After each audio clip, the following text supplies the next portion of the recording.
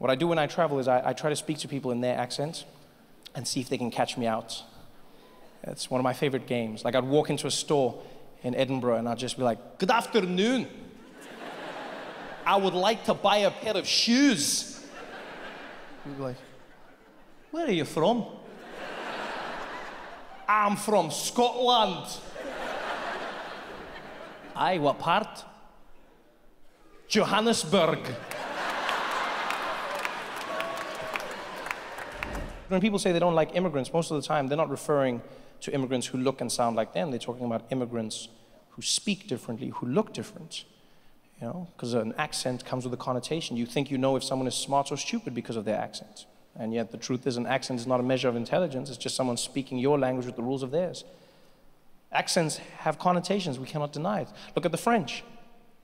We all believe that the French are romantic. Why? Because of their accents.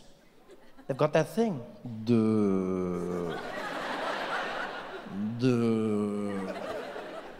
I was thinking that maybe we could,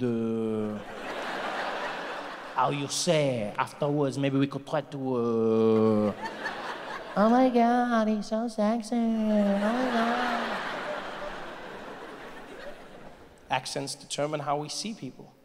Same thing happens with the Russians. The Russians, the most feared people on the planet. Why? Because of how they speak. I don't care who you are, you cannot deny that when a Russian speaks, you are not comfortable.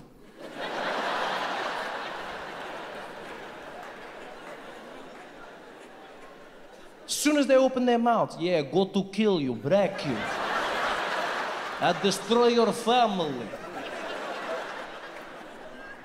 Even if they say nice things, it still sounds menacing and dangerous. Yeah, fluffy rabbits and teddy bears. Happy Valentine's Day. Sounds like a threat. You must remember, I come from an African country, and all over Africa we have traffic lights, but we don't use them. Right? It's less of a command and more of a suggestion. It's not stop, it's stop. It's almost like, you know, it's almost like an African traveled the world, saw that other people had traffic lights, and then just brought them back, but didn't know what they were for. Like the guy was just like, guys, we need to get traffic lights, huh? And people were like, what for? It's for the intersection. It adds atmosphere. I went to Bali on vacation, yeah, out in Indonesia. Yeah, if you've never been, make a plan and get out there. It's an amazing place. I went out with some of my friends, learned a few things about myself as a person. Most important thing I learned is somebody needs to invent a TripAdvisor specifically for black people, right? No, because just generally I find that what white people want to do on vacation is what black people are trying to escape. And not in a bad way, it's just like we want different things out of life, you know? Like my white friends are always inviting me camping, for instance, always. Like with enthusiasm, we're like, Trevor, you want to go camping, dude? I'm like, why? Why? It's like, dude, what do you mean why? It's amazing. You're kidding me? It's like no water, no electricity, you know? It's just like us in the great outdoors. You gotta like take a dump in the hole in the floor or something, dude. I'm like, yeah, that was my life. That was me growing up. You know how hard I worked to never go camping again?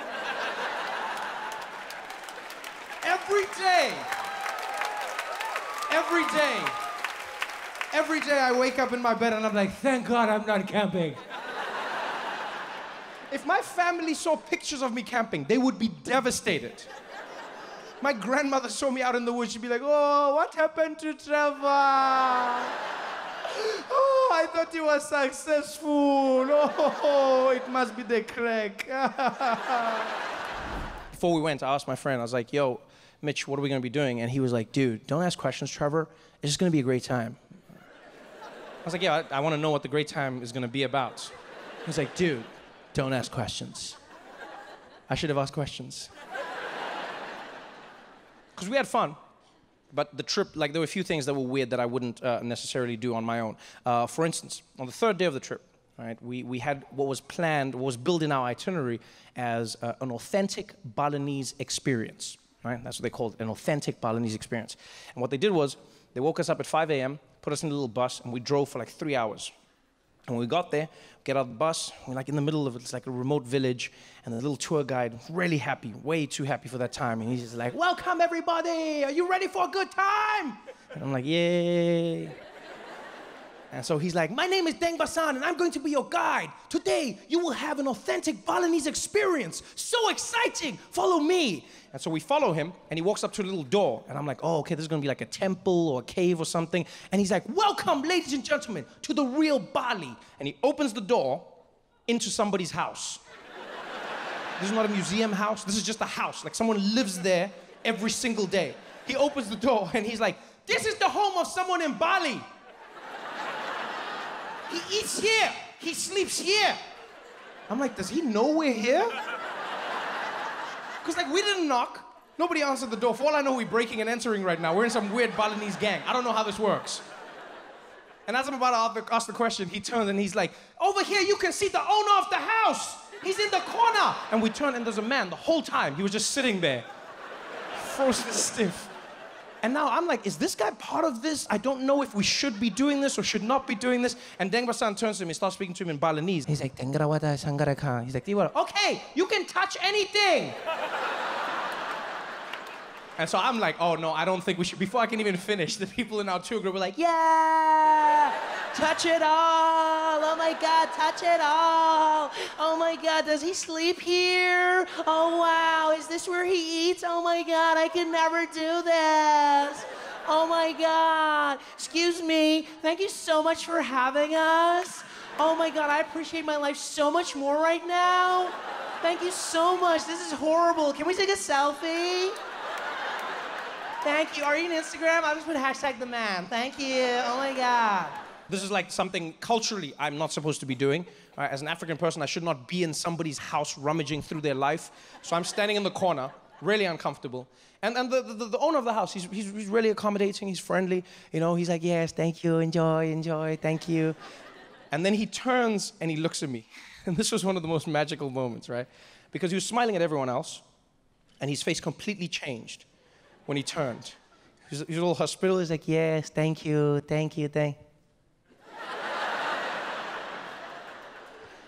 And with his eyes, he proceeded to have the most in-depth conversation with me that I've ever had. And it's not like the eyes conversation was new to me. Like, you can have an eyes conversation with anyone you have a connection with. You know what I'm talking about? Like, it could be somebody of the same race when you're in public. It could be like a husband and wife. Like, wives are really good at having eyes conversations.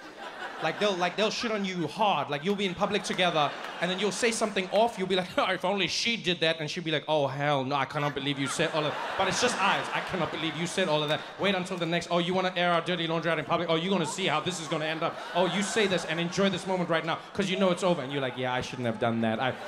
All with eyes, right? That's what he did to me. Because one minute he's smiling at everybody, and then he turns and he looks at me, and just with these eyes, he was like, what are you doing here? And so with my eyes, I was like, hey, man, I'm sorry, I didn't know this was your house. They said it was an authentic experience, that's why I came. He's like, yeah, authentic for white people. You got your own poor, go back to where you came from. I said, yeah, I shouldn't be here, man. I'm sorry, man, I'm sorry. If you expanded your view, you realized that the rise of nationalism is taking place all over the world. In Austria, in Australia, in England, that was what Brexit was all about, right? They made it seem like it was about the economy, but it wasn't. The truth was, it was fundamentally people who wanted their country back. It never went anywhere, but they still wanted it back. I saw people on the news talking to the BBC. That's why I'm voting for Brexit. That's why I'm voting for Brexit, right? Because this bloody country is going to the dogs, right? This bloody country, and I want Britain back. That's why we're voting for Brexit, because we want Britain back. From who? From who? Britain is like 95% white. Who do you want it back from? People saying the weirdest things, the craziest things. These bloody immigrants, they come over here, they're up to no good, right? I hate these bloody immigrants, they need to go back to where they came from. But why do you hate them so much? I'll tell you why I hate them. I'll tell you why, right? Because they're not even trying to be British, that's why. They don't even try to be British, right? They come here, they bring their own bloody culture, right? They bring their own food, speak their own bloody languages, try to take over the whole bloody place. Well, that sounds British to me, I mean...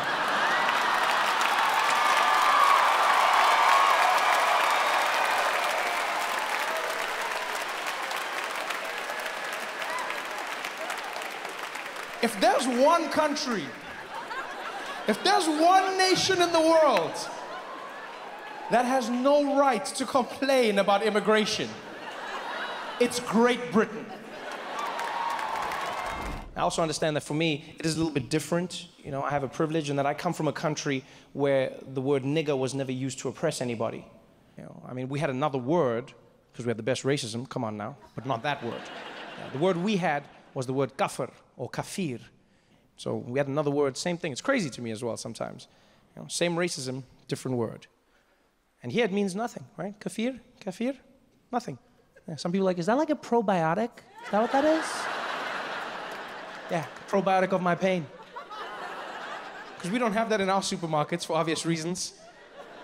No one warned me in America. I walked down the dairy aisle. I was like, oh, yogurt, ice cream. Ah! This lactose is intolerant. I still can't believe the things Donald Trump says. He's such a... For me, Donald Trump is an emotional paradox. I'm not going to lie. You know, logically, I can process him. Emotionally, I struggle. On the one hand, I will admit, I wake up many days terrified at the notion that he's president of the most powerful nation in the world. But I also must admit, I wake up many days knowing he's going to make me laugh. Yeah, there's terror and there's joy, and I don't know how to feel. You know what it feels like sometimes? It feels like there's a giant asteroid headed towards the Earth, but it's shaped like a penis. Like, I think I'm going to die, but I know I'm going to laugh. I had the pleasure of meeting President Obama while he was still in office. Probably one of the craziest experiences I've ever had in my life. Yeah, came out of nowhere. I was at the Daily Show, I was in my office, and I got a phone call from the administration. And someone on the other end was like, hi, Trevor, would you like to interview the President of the United States in the White House? And I was like, do you ask stupid questions? It's like, of course I want to meet the President of the United States. Are you serious? And the day finally came. Went to DC with my TV crew, and they set us up in a room which is literally opposite the Oval Office. We put all our cameras in place, and all we're doing now is waiting for the president to arrive. So we're staring at the door with bated breath.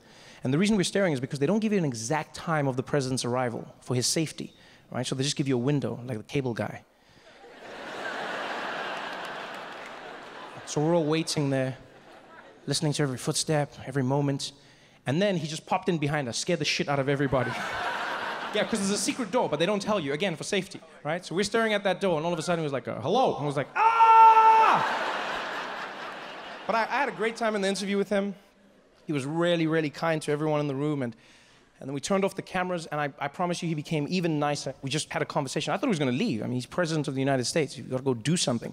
And he just chilled for a bit, you know, and we spoke as human beings, and it went really well until he turned to me and he said, Trevor, you know, I got a show that I'm doing in a few weeks, a little thing that I thought maybe you'd want to pop by and perform if you don't mind. I said, Mr. President, I would be honored. You just let me know when and where. What's the show going to be for, sir?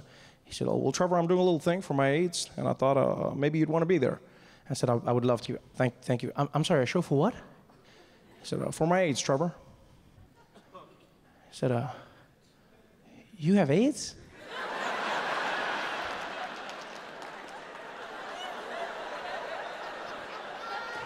And then he explained what he meant. And I wanted the earth to swallow me whole. Because I had just looked at the President of the United States and asked him if he had AIDS. And you know what the worst thing is that he was nice to me as well? Because I said that, and then he explained, and then I was like, oh, I'm so sorry, Mr. President, I didn't mean that. I don't even know why I thought it's just like you said AIDS, and then like the AIDS. And, you know, because here's the thing, in my defense, right, I get it now. He means AIDS as in the White House aides, the people who help the president. I get it now, but in my defense, where I'm from, AIDS is some other shit that doesn't help anybody. No one in Africa is walking around like, let me introduce you to my AIDS, huh?